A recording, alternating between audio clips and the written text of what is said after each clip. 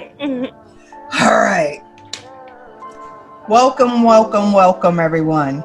This is Mahogany Under with CeCe, which is myself, and my co-host, Dr. Yancey. And I want to dedicate this to my three sisters, Kalina, Delina, and Stephanie. I'd like to dedicate the podcast to individuals who are struggling through this COVID season, financially struggling, mentally struggling. Thank you, Tiff. Thank you for that. I appreciate that. This is our introductory podcast for Mahogany Under. I want to tell you a little bit about myself and how this podcast came to fruition. First of all, one of my family friends, his name is Ed Walker. Shout out, Ed. Approached me about doing a podcast. And I was like, yeah, sure. I'll do a podcast. And I wanted a co-host. So I reached out to my friend Tiffany to co-host with me. She immediately said, yes, let's do this. And so she made it really easy for me. Plus you're easy to talk to, Tiffany. So I appreciate that. I appreciate you just jumping on a bandwagon without any question. I appreciate that so much. No doubt. What Mahogany Under is about, me wanting to get information, me wanting to get resources, me wanting to get the people from my community and get people that look like me heard, to tell about their life lessons, to tell about their struggles, to tell about hardships, to tell what the community needs, to tell what the community is thriving on. I just want us to be heard. I want us to be seen, and I want it to reach the lowest citizen all the way up to the highest citizen, because America is only as strong as its weakest citizen. And the Black community is always being left behind. And I'm tired of being left behind. I'm tired of people keeping their secrets to themselves or not spreading information that we all can benefit from. Tiffany, tell us about you and what you thought of, joining in on my crazy idea and, without a second thought. It just was a lot of excitement. A lot of excitement because, I've known you for so many years, and you're not known to voice your opinion and get it out there. So that was the number one excitement, that, hey, I want to hear your story. So you're my friend, and I know a lot of different things that has gone on in your life and with you. But there are a lot of young women, African-American women, women of color, that have had your same or somewhat same plight. And, but nobody's voice is ever being heard. And so I think through Mahogany Under, you're going to speak to those young ladies. It's also going to be able to, allow others who have some crossroads that, don't ever feel like they are heard. Just being able to get on a platform and speak their truth. And so this is exciting for me. I've been gung-ho from the start. As I explained to you, this is an opportunity for us to just have some fun. A lot of things we do are serious in nature, and this is serious too. We're going to have serious conversations. But it's all about speaking your truth in light, and it's not about hurt or harm or danger to anyone. It's just about being uplifted. Who can we uplift with words of encouragement? Who can we just listen to? Listening to someone is an encouragement. And so that's what we're doing. And I'm blessed that you called me to be a part of this journey with you. And I appreciate it, Tiff. To give everyone out there a background on me and Tiffany's relationship, we have known each other for 25 years. Yes.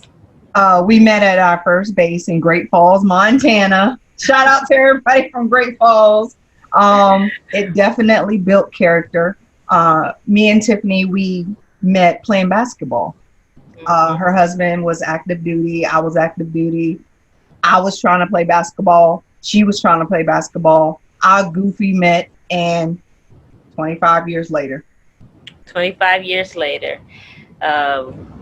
We were no children at that time, so we were able to do our own thing. We had slumber parties back then.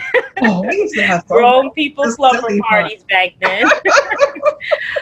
It was I bet your exciting husband time. used to look at us and just be like, "Oh, Yes, done with because this." I was the only one married at that time. Yes, you were.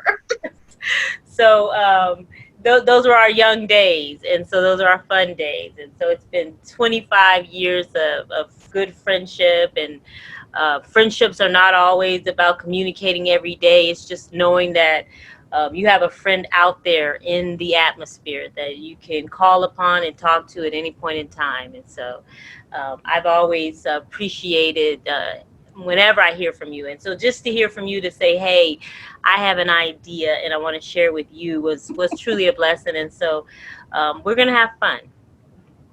Absolutely, absolutely. I cannot wait. I want this to be some serious fun. Hmm. Um, just to give a little bit more about me and Tiffany friendship, we both were pregnant with our children at the same time. Hmm. We both had our boys on the same in the same year. Um, she is the godmother of my son Zaire. Her son and my son still communicate, still keep in touch with one another. Um, and it shows how important it is to reach out and stay connected with those friends that you met early in life, and to network, because who would have known 25 years ago, Tiffany, that you would be the doctor that you are, and me here, retired after all these years, and we could come together and make this happen. I mean, it's so Yes, important. It's so important. very important. Very important. Um, Tiffany, you want to say anything else about yourself, or you want Well, to start? well, sure. So, just a little bit about me. I'm going to contribute to Mahogany Under with the lens of a mental health doctor. That's what I do. I'm a professor at a university, teaching counseling, teaching human services. And so my perspective is going to be that of mental health, and how mental health is connected to how we believe and how we function in life. On the micro level of our relational health, mental health is connected to our social health. Mental health is connected to our educational health, our occupational health. And mental health is also connected to our spiritual health. Mm, On the more broader level, on the macro level, mental health is connected to our economic health, our judicial health, racial and bias health, and also our environmental health. So my lens is going to be in analyzing how we think and behave and respond to others is through mental health. How healthy we are in our mind correlates to how we interact and engage with one another. So even in our conversation. And so again, I'm going to have fun with this because that's my career. That's what I do. Communicate with purpose. oh, And I like so that. that's my background, and that's going to be my my view, my lens that I come from, and how I communicate with others. Mother of three, enjoying life, living my best life, shall we say. So empty nester, so everything is good, all is well. And I'm really looking forward to hearing from people on the ground. What's their plight? What's their situation? What's their struggle? As we don't just build this platform just to hear from people, but we want to move something. We want to engage. We want to change minds, Yes. get people activated, get people out to vote. Man, we talk about voting, and it's so important for us to go out and vote this election.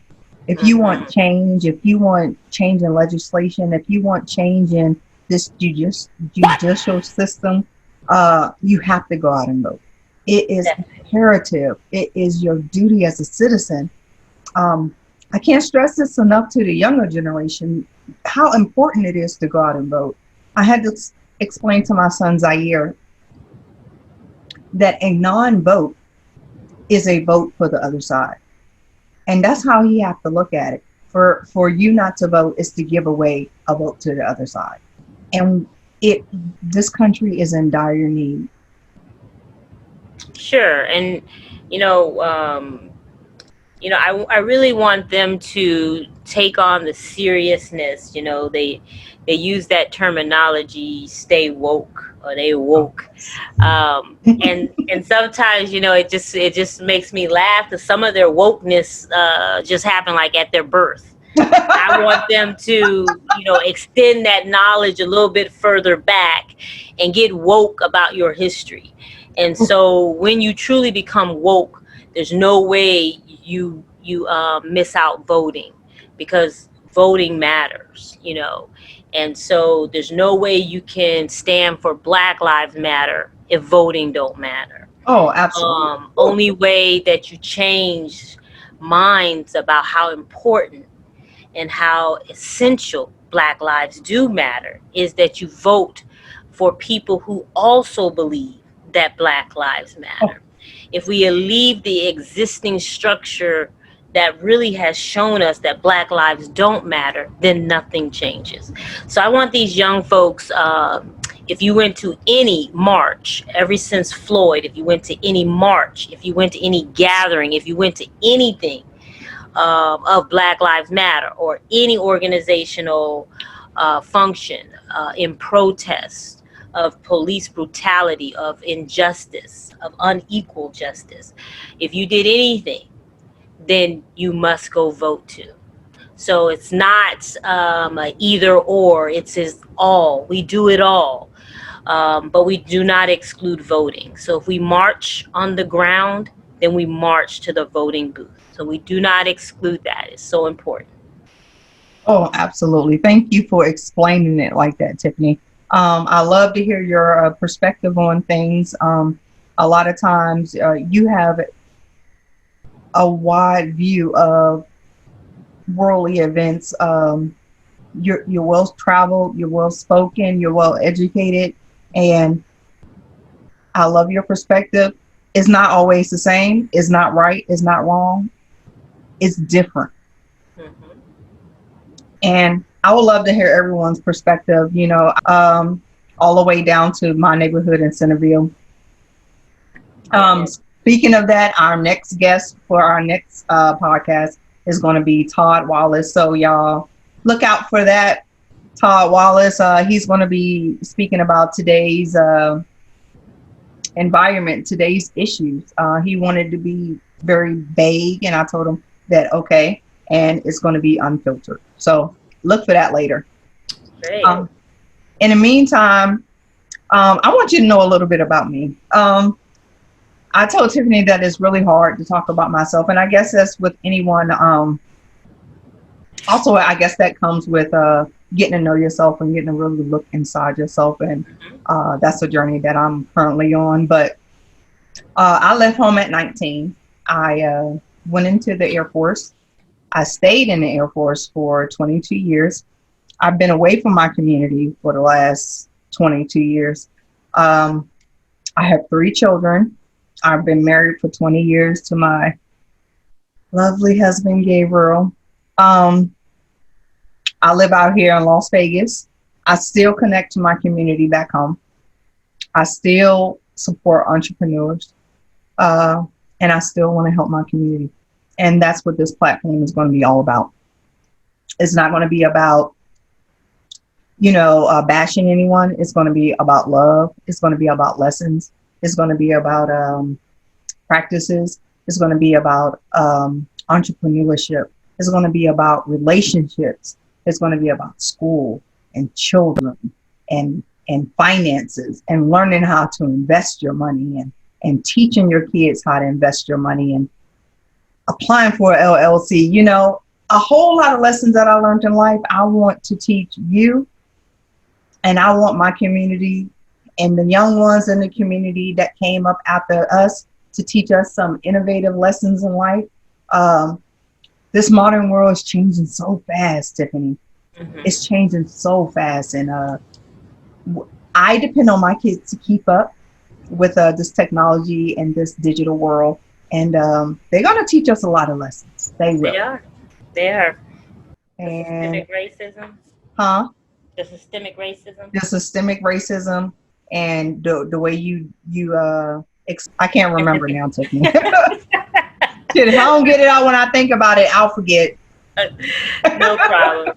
So we were talking about like the systemic racism in our society and like what is that all about? And we talked about like money, power, and respect, and how it all boils down to a certain sector of our community has the money, which keeps the power, which maintains the respect. And so um, we want to be able to identify what are the systemic racism in our the systemic racism in our communities, in our society, in our government that perpetuates this, so we Mm, can undo those certain things. mm, It is all about money, power, respect. They don't want to share any part of that. They don't want to share the money. There's a reason why the CEOs of many of our companies are not diverse. They don't want to share that. There's a reason why they want certain children to go to certain schools. They don't want to share all that education. And so we got to look at ways that we roll back the systemic racism. Systemic racism was built, it didn't just like exist. It was built, it was a system that was built. And so we got to unbuild it. We got to dig it up from the root. One of the ways you dig it up and replace it is you vote. Voting is the shovel that digs up the root, the mm. dead root of our society.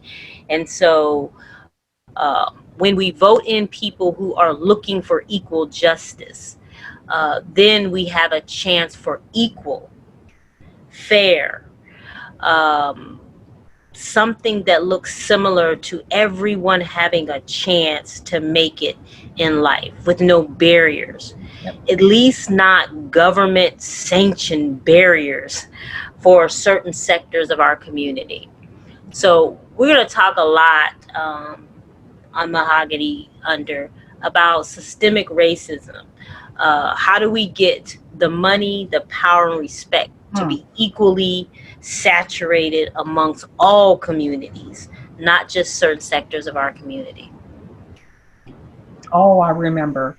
Explain how you were saying how you want the podcast to be able to reach our government and those that represent us in the Senate and in Congress. Yeah, just thinking of alternative ways. So, I am not a politician, but I follow politics. And our politicians don't always get the best light due to the nature of their job. But there are certain things I think should change with the politicians. So our politicians can't be in all places at all times, and some of them don't even try to be in all places at all times. But due to technology, I'm saying why not be in all places at all times? Podcasting is one way to do that. I think every politician, town halls are great. But in all due respect to town halls, it's kind of not fair to the politician.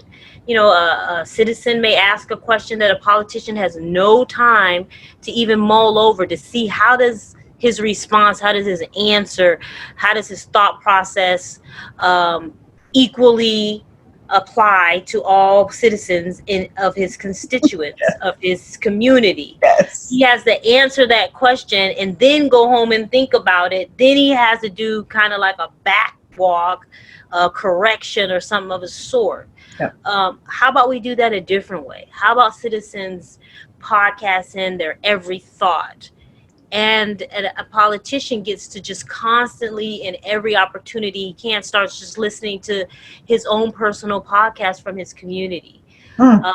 Then he can podcast back out and say by name, so and so from this particular community asked this question, and here's what my answer is to that question. Mm. To where his citizens can just, log into their podcast and just hear what their politician, what their representative has to say about questions that people from the ground Mm. ask. And make it very accessible.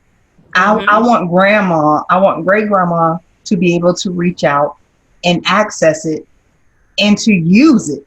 Yes, everyone should have an opportunity to speak to their politician or their representative without having to go to a town hall. Yeah, Because if I'm not able to get off work, if the town hall is not in my local area, if the politician can't make it, it is tough to try to make it to every single community. But we want them to make it to every single community. Why? Because all communities matter. absolutely. And we need to know these people who are speaking on our behalf. And one of the ways we can know them and how they think is if they are in communication with us. It doesn't have to be direct communication, but how about putting out a podcast, putting a line of communication to your representative to where you now have a line back out. Yes. So, yes, we can call a chat line, but what about that response back? Those questions need to be answered, and there needs to be a platform where these politicians are answering questions on a daily basis. Take some time out and answer the questions that your constituents are asking without having to go to a town hall. Yep. Town halls are lovely, but right now we're not in a position to go to town hall. So how are you still speaking for me if you don't hear from me? This is our new norm, Tiff. I mean, Mhm. we can do town halls right from home. Right That's from right. home. Right from home.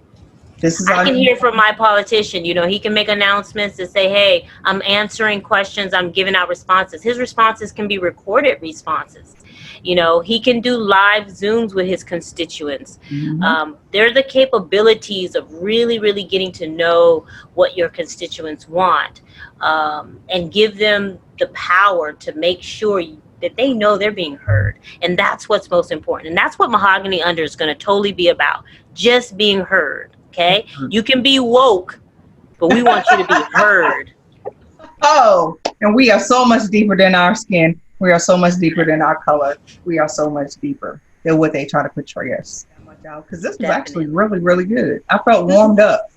That's right. Yeah, we had the trial run. Just in case this makes the tape, we did this live one time before, but somebody forgot to record. So podcasting is about a learning experience. Yes.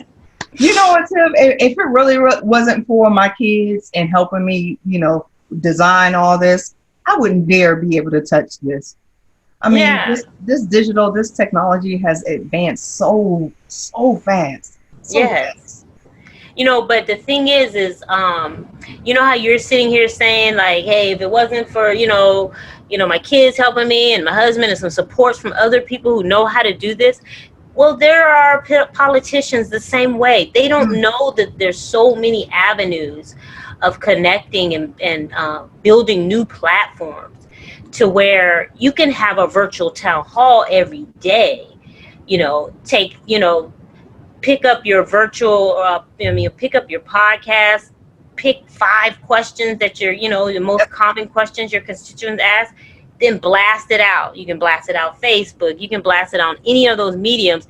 Then all your constituents by name can hear their name and understand that their question was answered. Yes. And that's powerful. That is People powerful. in the community will know you and be like, hey, did you hear so-and-so answered your question on the podcast last night? You would be able to, as a citizen, go back and listen to that answer if you missed it. Yes. These things are capabilities that we have now, and I think we should be utilizing it because, if you ask the average person, stop them and say, who's your congressperson? Who's your superintendent of schools? Mm. Who's in your neighborhood running for anything? And we don't know. We should know these people who are making choices for us. We should know them. We should know them by name. So important, especially when we talk about systemic racism. It runs There's deep. a reason. There is such a reason why, like I said before, racism didn't just like fall upon us. It's planned. It's strategic. When something It's working becomes the way it's supposed to work. That's right. When something becomes systemic, it's there for a reason. It's streamlined. And so we need to look at how this country was built and those policies it was built upon. So the policies were in place for a reason. Judges for life. It's Mm. for a reason. It's for a reason. If I have the money, power, and respect, and I get to choose the judges for life, then that means policies for life. Mm. That means nothing changes. So therefore, we vote. And we need to start voting for some new laws and some new regulations. I don't think anybody should hold their job for life. I don't think anybody in these United States should hold their job for life. No And you one. know what? And forget about knocking over or taking away all those Confederate statues. We want some real legislation. We want some real laws. That's right. Because statues are kibbles and bits. It's feeding you something to hush you down. It's Yep. like giving you something so you'll be like, okay. Yep. No, we don't want to remove the dead people that are statues. We want to remove the live people who are making decisions in our life that is not conducive to our way of existing in the United States. Those are the people that need to be removed. If they are in the judicial system, but they have no justice for all in their vernacular and their way of thinking, then they should be removed. Absolutely. I don't think there should be judges for life. Mm-mm. I don't think there should be. They live into about 85 now. That's not even a thing. I mean, it just they need to know, because as long as they're in, I mean, you need to take out the trash for one. And just like we vote in our government, we need to be voting in our judges. Because for life, no. Not be no judges for life. That's the part of systemic. Yes. Injustice. But you know what I like to see right now? The marches, the solidarity with these younger kids. These young white kids are fighting, are marching right beside us, Tiff. And it warms my heart, because especially from where I come from in Williamsburg, Virginia, to see those children marching on 2nd Street, or to march on somewhere where I know that there's racism. We come from that, and it just warmed my heart. It does. And a lot of times when we talk about racism and stuff, we're looking at it through the lens of black and white, but just the vision of America is in those streets. So it's not just black and white kids. It's our Mexican, our Puerto Rican brothers and sisters. It's our Asian brothers and sisters, our Hispanic brothers and sisters. I mean, it's a combination of individuals looking for equal justice. Because one thing we've learned about America is they don't discriminate when they discriminate. They are discriminatory towards so many different bodies and communities. And so we want to make sure that not only Black lives matter, okay, but our LGBTQ community matters. Our immigration community matters. Absolutely. So I really am proud of the young people for standing together, because united, we make change. Divided, we fall. And so we're going to go out and vote united, just like you were united in those streets. I want to see those young folks go out and vote. Grab a friend from a different community and go out and vote. Yeah, because if they don't, the marching beside us, the rallying beside us, the standing in solidarity beside us is all in vain if you don't vote. If you don't vote, that means the same pillars stay in place. Yeah. That means there will be no change. No change. No change. So until next time, on Mahogany Under with CeCe and Dr. Yancey. Yeah, it's been a pleasure. Thank you, Calvinette. Thank you. I appreciate you. And until next time. All right. Goodbye. Bye.